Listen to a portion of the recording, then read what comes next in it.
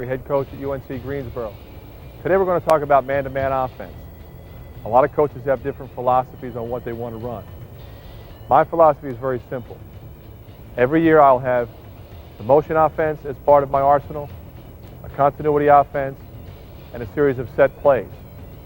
Depending upon the personnel of our team in that particular year, will depend upon, on a percentage basis, how much of each type of offense we utilize in that season. In the past, there's been more of one than the other. I think you're going to see less continuity offense run at the college level. Now, because of the clock, at the high school level, I certainly think continuity offense is still very effective on a large percentage basis. Here at UNCG, we run continuity offense a reasonable percentage of the time. When do you use it? Obviously, when you're playing against teams where you're getting tight overplay, where you're playing against a team that might have superior athletes. A lot of times we'll go to continuity offense on the road, a hostile environment. Maybe we're on the short end of a run. Well, we need to slow that team down, try to quiet the crowd. We'll start running some continuity offense, move the ball, break the defense down, try to get a layup, try to grind your offense a little bit. I really like the Spartan series, which we're going to go through today. I think you will too. We're going to go through it piece by piece, and let's get started.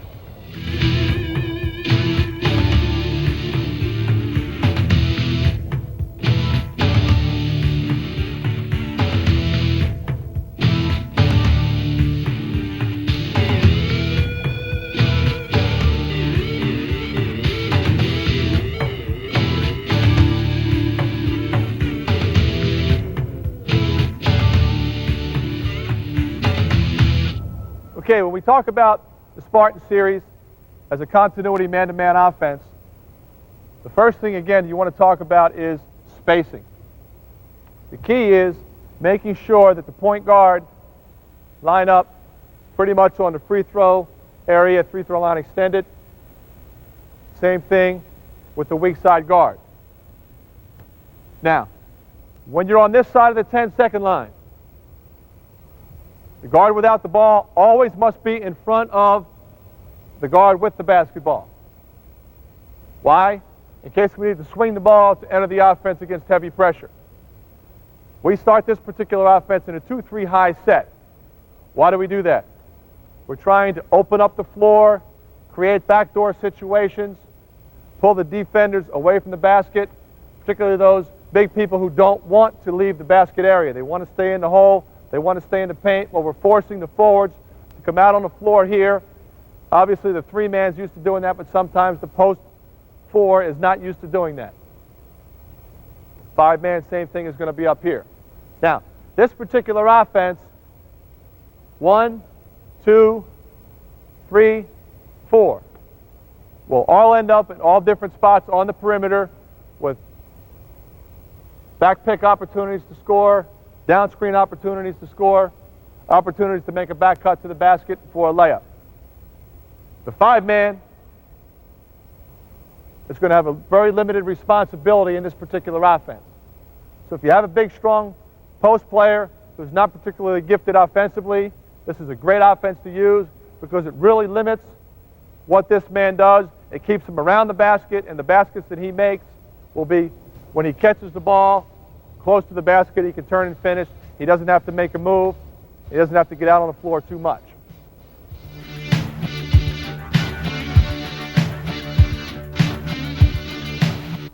Let's talk about the initial entry.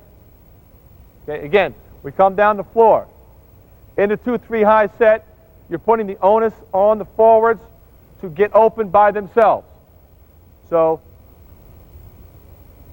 we'll do one of a number of different things. He'll make a V-cut to get open. He may take him in, reverse pivot, and come back. But it's his responsibility to get open, and depending upon his ability to do so, will dictate whether or not we can stay in a 2-3 high set or we have to run some different entries, which we'll show you in the event that that would take place. So now, we come down the floor. We enter the ball to the wing. Forward makes a V-cut to get open. Postman will come, strong side. We will run a straight cut with our one man to the block, Doesn't matter what side of the post man he goes on. On the weak side, we will have an interchange. Depending upon the intensity level of the defense guarding the weak side, some teams will be tight overplay. We may have to actually screen. If the defense is over toward the ball, we'll just interchange to get those defenders to interchange. If they're all over us, we'll screen them and bring the forward up to the top. First and foremost, when a three-man catches the ball, he's going to catch, turn, and face. Why? Because his first look is a straight cut off the post for the point guard. If he's open, we're going to throw him the ball. Everyone else is above the free throw line extended, so it may be that if that man is the point guard's defender, X1 is screened off, we'll be able to catch the ball and lay it up. Now, on reversal, the five-man will roll into the stack. Now, the one thing you'll notice exactly where these two guys are lined up. It's absolutely critical that this stack take place above the block. And it's a common mistake that the point guard, after he makes a shuffle cut, will be down here. Why? Because he knows ultimately he's going to get his double down, and he's going to be the jump shooter, and he's creating space for himself. But that doesn't come till later.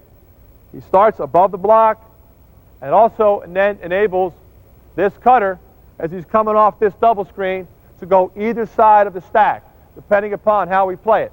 Obviously, if the forward's playing it here, when that pass goes up there, if I'm staying on the high side, then he's probably going to go underneath. A lot of defenders will, as that pass is made, they'll drop a little bit to the level of the ball. Now you're going to kind of shear me right off the stagger, catch the ball right here. Okay? Now, the key is the ball came from the four-man to the three-man. He's now going to start to set his man up to make a move, but he's not going to come flying off that screen open when the ball's still at the point. He's got to time up that pass so we can get him the ball right at the rim. Notice, he's not coming off that double screen to receive the ball from the weak side on the block, where he then has to make a move. He wants to read where the defender's playing, run him into that double, catch the ball here, and score it. So he's got to time up his cut with that pass. All right, let's take it from the start. We'll run an entry, straight cut, layup for the one. Okay, here we go. Big cut to get open, straight cut, layup for the one. Again, remember what we said. Forward, off his inside foot, turn and face the basket, able to make a feed, because if the point guard is going to be open, it's going to be right away and a quick layup. Okay, now we enter it, layup for the four-man coming off the double.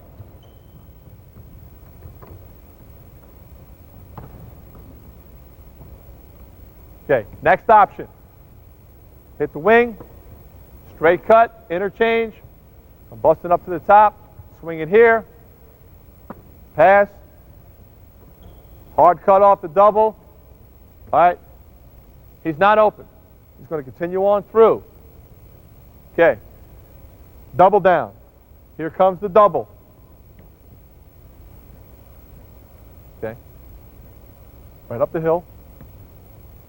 Okay, so that's your second look, your first look, your second look. He's getting out. Here's your third look. So the five-man is here. That's why we say if he's going to catch the ball, give the ball back to Jason. Okay?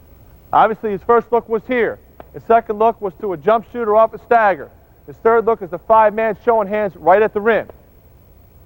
It's the only shot he's going to take. So he's a screener here, here, which we'll see later, here, and he's a scorer right here, and only right here. Okay? So now, let's run it through.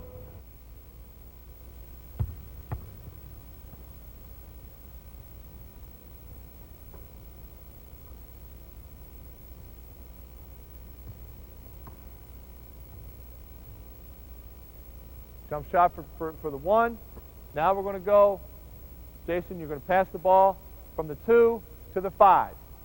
Here we go.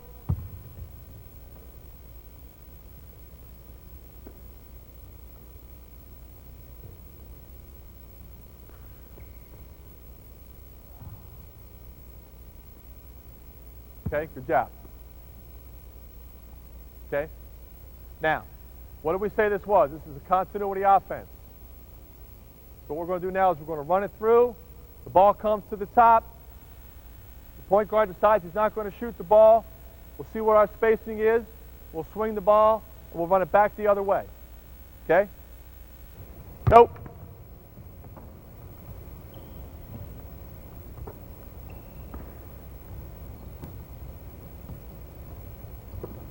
Okay, now, Bill came off the screen. He was in the jump shot area. He decided not to shoot the ball. He's staying wide. John is wide. So our 2-man is wide. Our 3-man is wide. So our 5-man showed hands. He didn't get the ball. He comes right in here. He's now part of the same double. Again, our stack is above the block. So what our 1-man who came off, and it's pretty much left up to him. Does he want to come off? Can he shear his man and get a jumper right here? Is it all the way over here? Okay? Or is he coming up to the top of the key?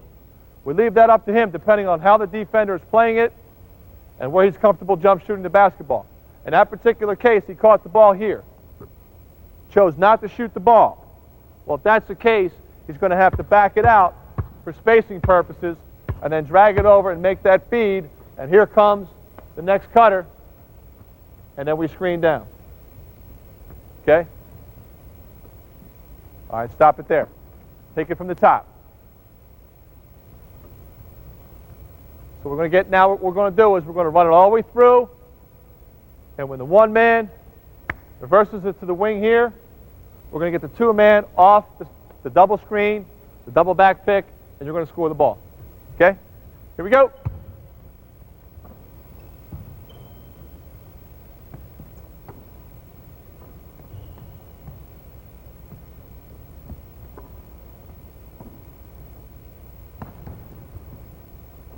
Good job. Okay, now we're going to run the same action.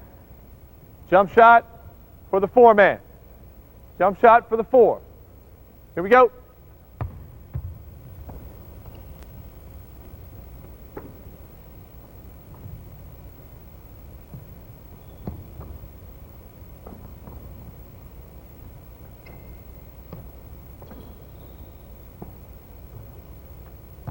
Good job. Now, when you catch the ball over here, you're going to turn down Billy. You're going to turn down Billy, and you're going to hit the 5-man 4 layup. Okay? Here we go.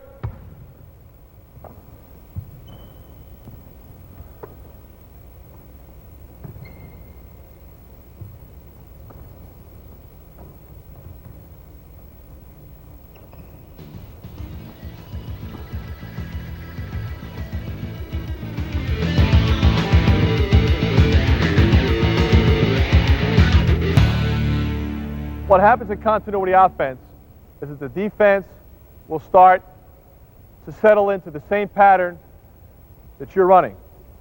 And in order to avoid that, you have to take advantage of a number of different pressure releases. Okay? So we're going to cover those, and then we're going to cover some different things that we'll do depending upon where we pass the ball on the floor. Again, which doesn't allow then the defense to settle in and lock into exactly what you're doing. Okay? Couple of things. Okay, let's enter the offense here. Straight cut, interchange quickly. Bring it to the top. Swing it here. Off the back pick. Now, the thing that will happen most of the time, in particular, if this is a shooter and he hits a jumper or two off of this stagger action, the first thing that will happen is this defender is going to start getting smart and say, well, every time he runs a straight cut, or every time I'm guarding somebody on the bottom part of this stack, there's going to be a stagger. He's going to run off the stagger and try to shoot a jump shot. So when the ball's over there and here comes the stagger, I'm going to do this. I'm going to try to jump and catch him and sniff out the play. Okay? So you've got to have something in every offense that will be able to take advantage of that type of situation to keep them honest and make sure that you can then continue to run your offense like you want to run it. So what will happen is this. As soon as Bill realizes that I'm cheating, he's going to take one step that way to make me think he's coming. He's going to then run right off the single screen on the baseline. And this man is going to change his screening angle and come and get me. And it may require, for spacing purposes, the two men to take one dribble towards the center of the floor, throw the ball here for a jump shot. So now, he's hit a jumper up here off the stagger. The defense starts to cheat. We go off the single, baseline jumper. Now the defender doesn't know exactly what to do. And that's exactly what you want in offense, is to keep the defense honest and not locking into your plays based upon scouting. Okay, so let's run this option where we have jump shot for the one off the single.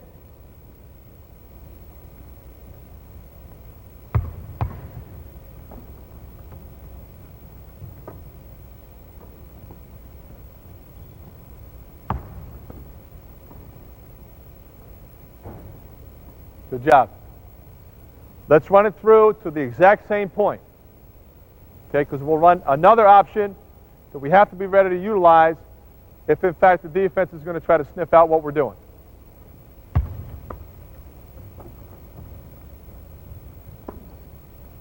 I freeze it right there. Okay, now. Here comes the stagger. Okay, so a team or a coach or a player decides, okay, rather than try to jump that action and catch the point guard or the shooter, a lot of teams with like-size situation, okay, this is a 3, this is a 1. This could be a 2, it could be a 3. But a lot of teams will switch 1, 2, 3 in particular. So let's think, well, this is easy. This man will wait. Here comes Bill off the screen. I'm guarding the 3. I'll catch him. Bill's man says, well, this guy, all he's going to do is pop out to the wing. I'm ready to go out with him. We switch. They can't reverse the ball. We've killed the offense. Okay? What happens then? Very simple slip. Get right back where you were, Bill. It's very, very important that you coach your players, 1s, 2s, 3s, and 4s, because they're all going to be in the same situation that we have the 1 and the 3 in right now. He's got to turn and know that the ball's over here. And he's got to know that the defense is starting to switch. He might not know it the first time it happens. But if he doesn't know it the second time, then it's his fault. Or it's the coach's fault for not telling him. So he's going to turn and see where I am. If he doesn't see me, then he knows I'm cheating. As soon as he recognizes that, he's got to step right here. Because the other defender is going to be down here waiting for him to pop out there. So it's just a simple slip. He comes down, we set the screen. As soon as I come right here, we put the ball right here, we score it one time, we've kept the defense honest. Oh, let's run a slip now. So we got layup for John, who is the 3-man.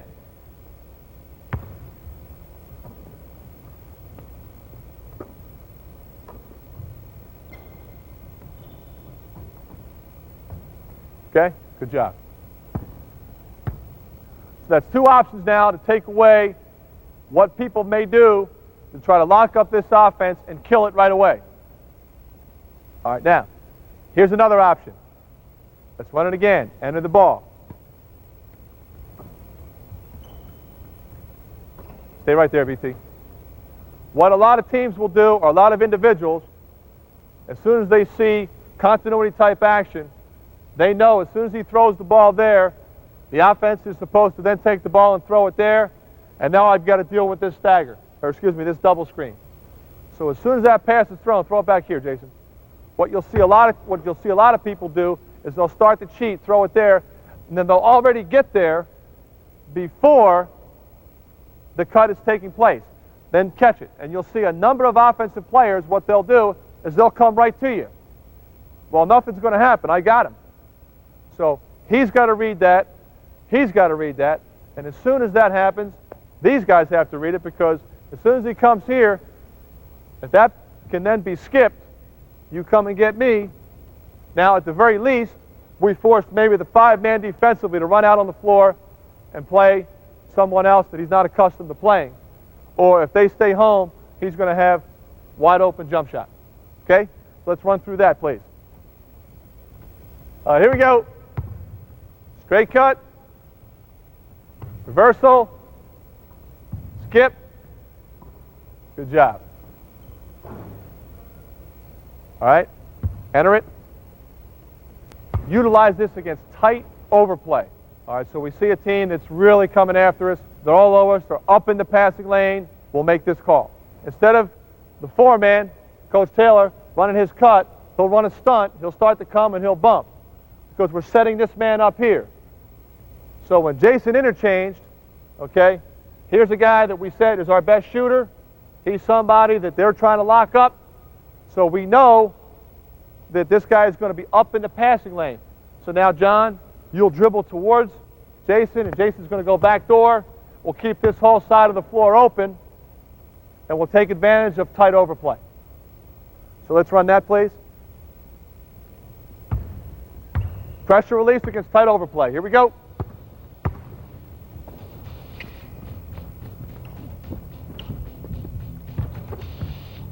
Okay? Good pass.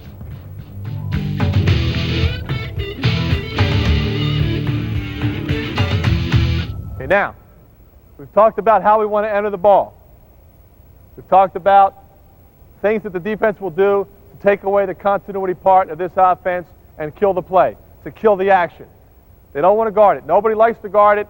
They think if you start switching it, you can stifle it and get you to just start going into your motion or get you a little bit disorganized. All right? But what we're going to do now is we're going to say, okay, what if we take the ball, we could enter it here, we're going to throw it here, we're going to throw it here, and then we're going to throw it here.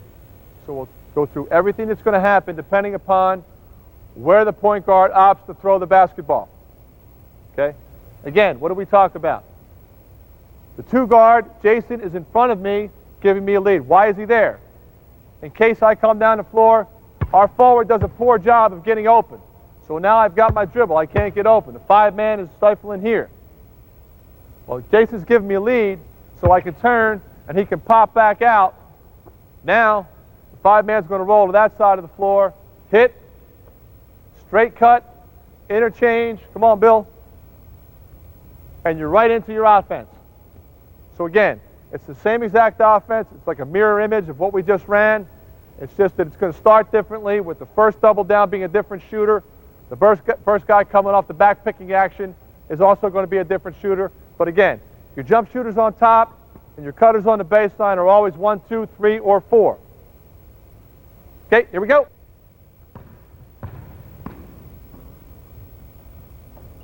Look at him, catch, turn, and face. He's not there. Use the screen. Good. Good job, Bill. So we got layup for the three-man. Now we're going to have jump shot for the two. Jump shot for the two off the stagger.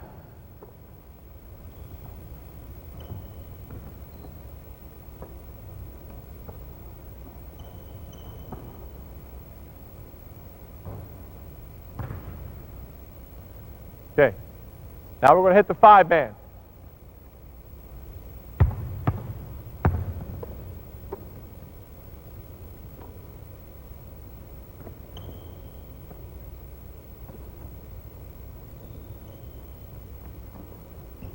Nice.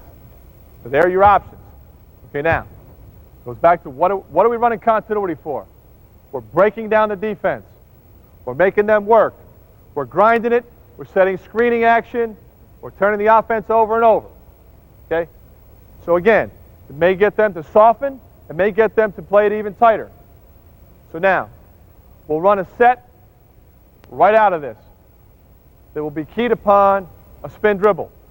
Because the spin dribble will key to our forward on this side of the floor that we're going to run a backdoor action or the old guard blinder play. Okay? So once Bill takes the ball over here and makes a spin dribble back to the center of the floor, that will key a flash here, and it'll allow Jason, the two guard, to recognize, come on over a little bit tighter. You'll be right about in here. You're going to come right in here. Okay? So now here's your first look. Here's your second look. Double down. Time it up. Good, Jason. Jump shot. Okay? So no, it will not be part of the continuation of the Spartan series, but what it will be is basically a set play, a guard blinder action that we will utilize as soon as we recognize heavy overplay, especially on this man right here. Here we go.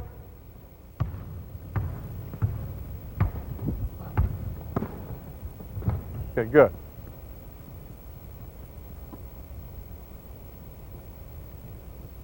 Dribble hand off to the 1.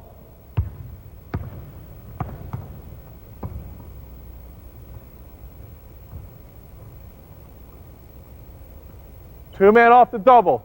Jump shot for the 2. He's going to time up his action.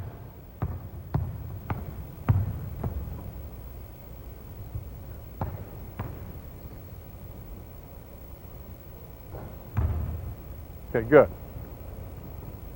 Okay, so now what have we covered? We come down the floor, we enter the ball here, we run our straight cut action right into the series, utilizing all of our pressure releases. Okay, tight overplay, we bring it back, we go guard to guard. Come back down the floor, everybody is all over us, so the point guard does a spin dribble, a keys, backdoor action or the guard blinder play. So now, let's say what happens if we hit the high post. So the point guard comes down the floor. He doesn't like what he sees. He's getting muzzled. They're meeting him here. He can't make the entry. That pass is denied. He's having a hard time here. There's no way he can make a spin dribble. Well, as soon as Darryl realizes that, he knows, Darryl being the 5-man, he knows, he recognizes the point's in trouble. He's going to show hands and come on up here and relieve that pressure, which again is going to key a totally different play. Okay? So what will happen is, okay, again, Bill's getting muzzled. Five-man flashes, guards dive the lane. Forwards get wide and time up and space up your down screen. Down screen action for the guards who will then pop out. Now, 5-man has the option to go either way. Okay? Let's say for right now, he throws the ball here. He then is going to have a strong side post and down screen to the opposite block. And what you'll notice over here, Bill did it right away, the 1-man. As soon as the ball went to that side of the floor, he gave a lead. It's the same thing we talk about up here, being in front. He's going to come down here. Because if the ball comes back up to Billy, Billy decides as the 4-man not to shoot the basketball, and he wants to swing the ball. Now, the 1-man can pop back up here, and our spacing is still such that we can make that low post feed.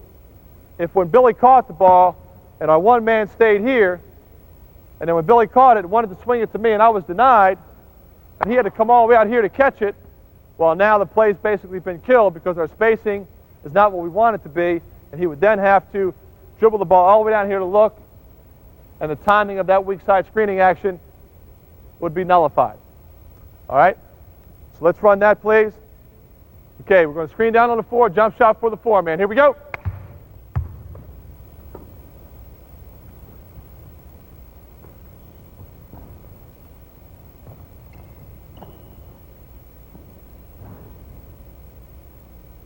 Okay, run it again. 4-man turns the shot down. Point guard gives him a lead. Swing it. Screen off the top. Strong side post. Throw it right into the post, Bill. Here we go.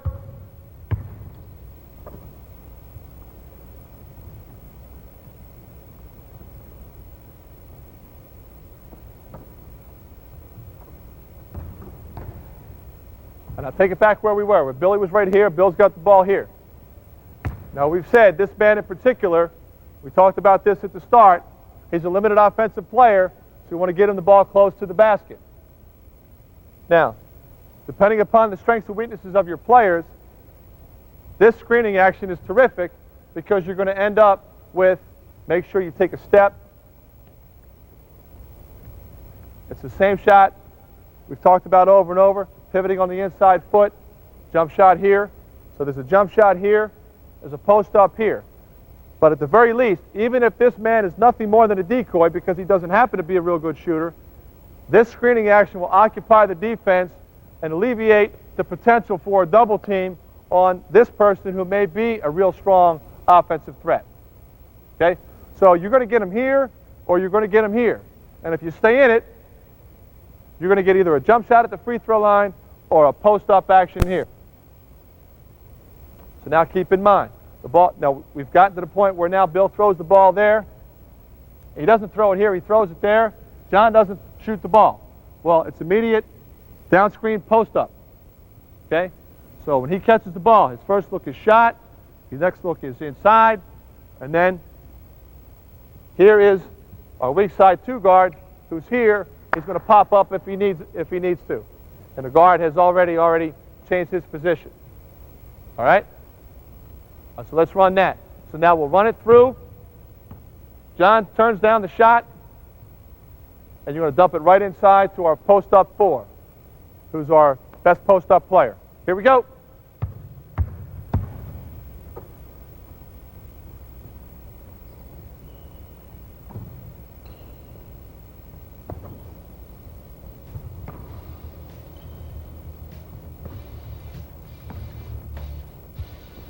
Okay, good job.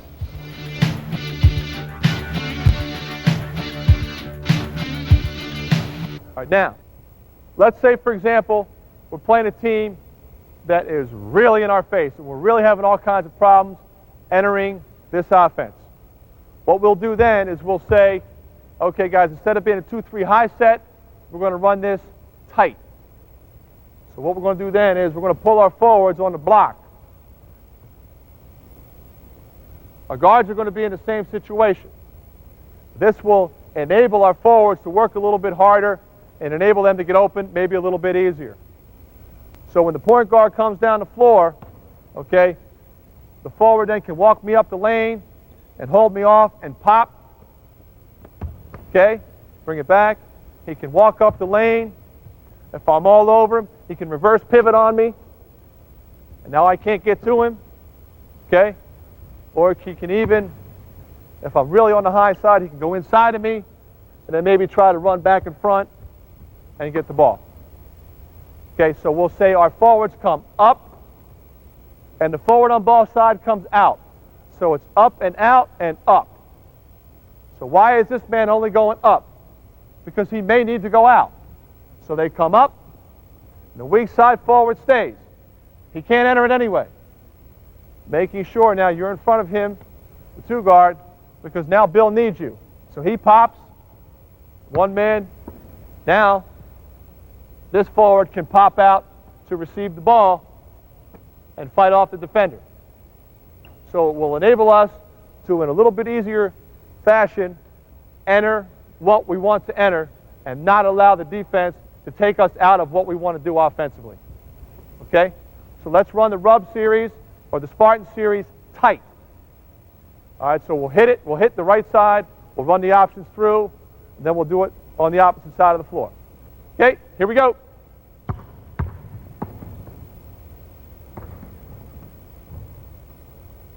This time, we'll swing it back to the top. We'll swing it to the weak side, and we'll hit the 4-man coming off the double. Okay, here we go.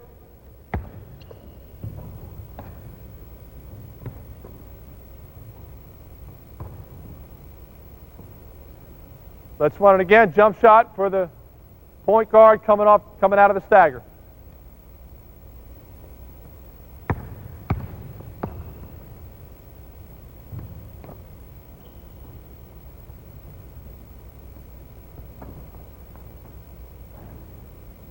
Good job. Okay, now we come down the floor. We're tight. We're tight. Strong side forward comes up and out. Can't get the ball. We go guard to guard. Weak side forward comes up, pops out when that pass is made, so we can then run, and then our 5-man will just adjust this side of the floor to this side of the floor so we can run our stuff. Here we go.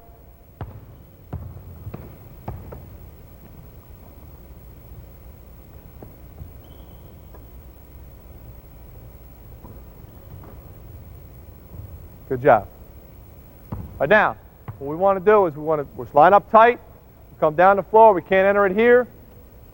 So weak side forward comes up, he waits. On that pass, he goes out. We're going to enter the ball. Now what I want to do is I want to stay in this thing. I want to turn it over a couple times without shooting the basketball. So we can see all of the cuts, all of the potential shots that are there. Common mistake. Guy in the bottom of the stagger gets a little bit antsy, wants to come running off that stagger. It's very, very important is that you take your time and take that man in and use that screen. So take that defender in. Here we go.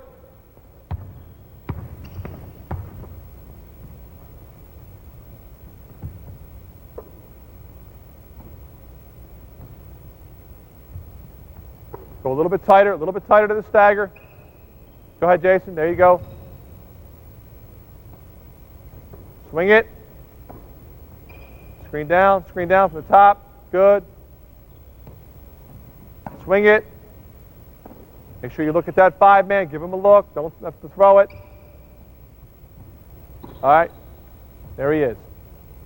So every time we catch the ball in the wing, there's an offensive player coming off the double, there's a jump shooter coming off the stagger, and the 5-man's rolling right to the center of the floor. Okay?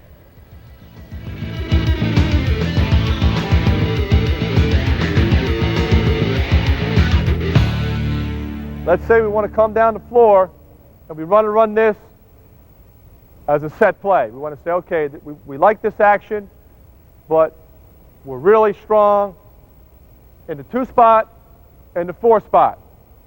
So whereas the offense is basically an equal opportunity offense. It's a continuity offense. 1, 2, 3, and 4 have an equal chance to take a shot, and 5 once in a while. So now we're saying, okay, that's all well and good, but it's late game situation, and we're going here to the 2, or we're going here to the 4. This is what we're going to do. We're going to come down in the same alignment, and we're going to run a set play out of this. So the point guard comes down the floor, we come up and out. Up and out. Once it's passed, okay, then you're popping out, John. Okay, now, we're coming right here. So the point guard will then screen here. You're going to run right off both of us, Jason, to the block. So right away, we have a double back pick for the 2-man, with everyone else above the free throw line extended. So let's run that. Layup for Jason off the double back pick.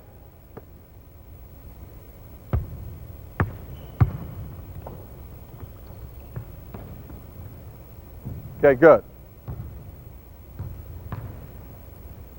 Okay, now, run it that far, and then we'll stop it. Look at the next option. Okay, now, okay, we've got nothing going. The ball's here. We don't throw it here. In the set play action, Darryl immediately, the 5-man knows he's going to improve his angle over here, but he's not coming down in the stack. Since it's a set play, the point guard's going to be in the center of the floor. He made that screen. He's now going to wait for a back pick. So we've got to time it up.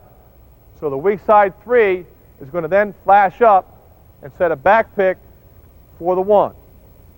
And you'd be surprised at the amount of times the defense chases the back picker and that lob pass is wide open to the 1-man. The 1-man runs right into the screen. The key then also is the back picker then has to be also ready to step right out and square his shoulders to the ball, catch, turn, and face. Okay? So let's run that and stop it right there.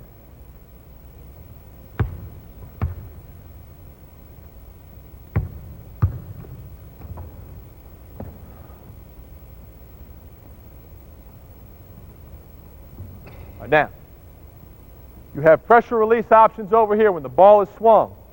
You can then pop your 1-man out and back door. But again, why are we running this? We're going at the 2 and the 4. So we're going to pop the 1-man out to catch the ball. Pass it here. Stay high. Shuffle cut for the 4. Right off here. Double down for the 2. Come on, John. Okay. So let's run it through now. So we'll make the feed over to the 1. We'll hit the 4-man off the double. Then we'll come back. We'll run it again, and we'll hit the double down for the 2, and the 2-man will jump shoot the basketball.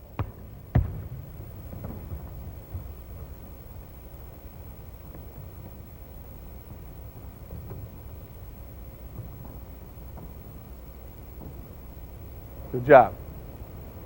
Now the jump shot for the 2. Running it all the way through.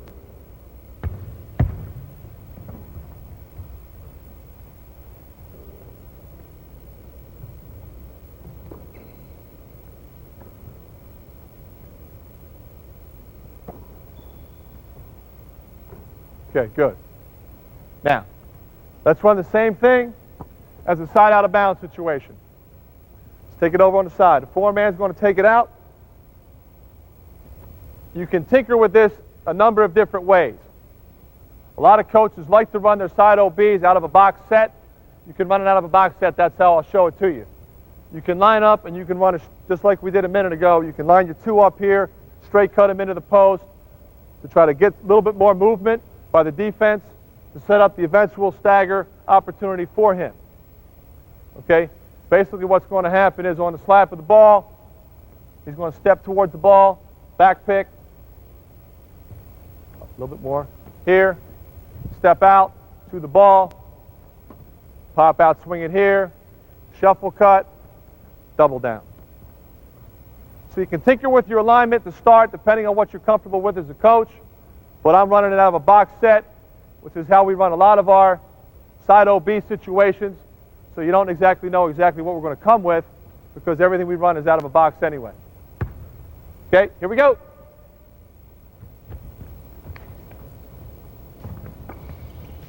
There it is. Okay, good.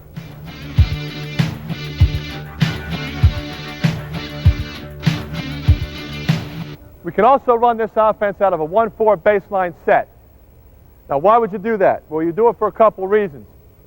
Number one, if you have a point guard who's particularly gifted and you want to give him more room to potentially go one-on-one, he can drive it here, he can cross over, maybe he's a good pull-up jump shooter, maybe he can spin and get in the lane and pull up at the free throw line, but you back the other defensive players to the baseline.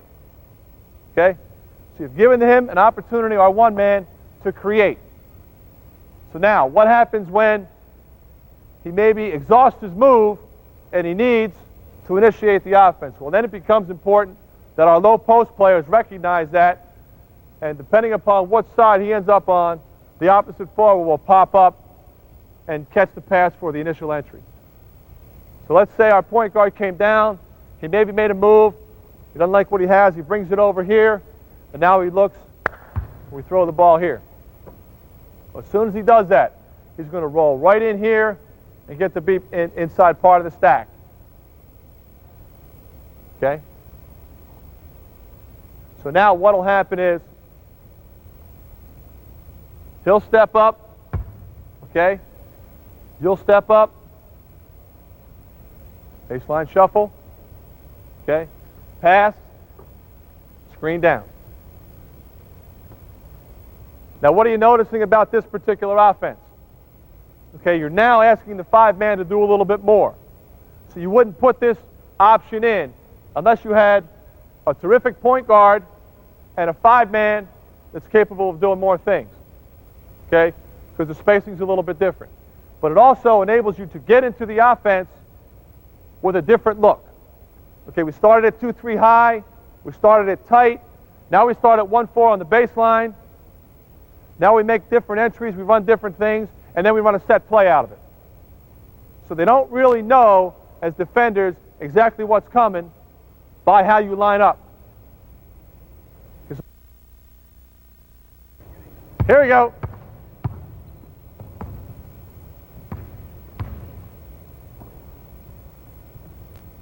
Good job. Swing it.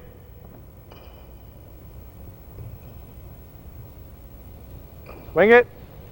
Off the double. Jump shot. Okay. Good.